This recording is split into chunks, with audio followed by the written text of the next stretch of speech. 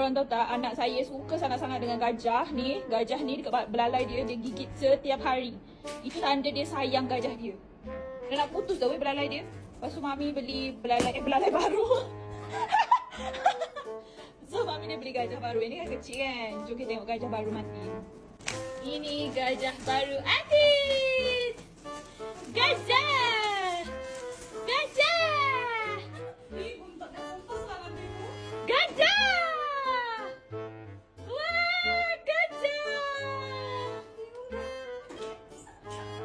Dah lah baju kotor sebab ni buang aku. Gajah.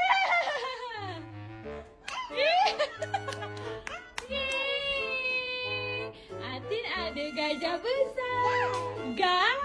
Dia panggil ni Gau. Dia tak panggil gajah, dia panggil Gau. Ni belalainya pakai panjang. Allah. Ada. Bagi tu gajah kecil tu.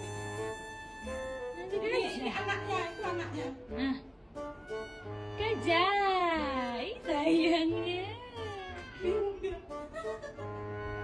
Sayang betul tu gajah.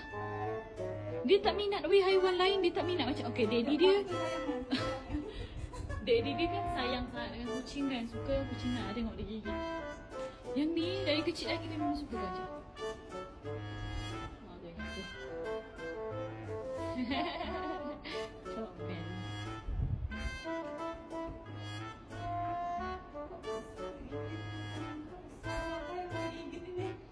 Semuanya digigit dengan tu.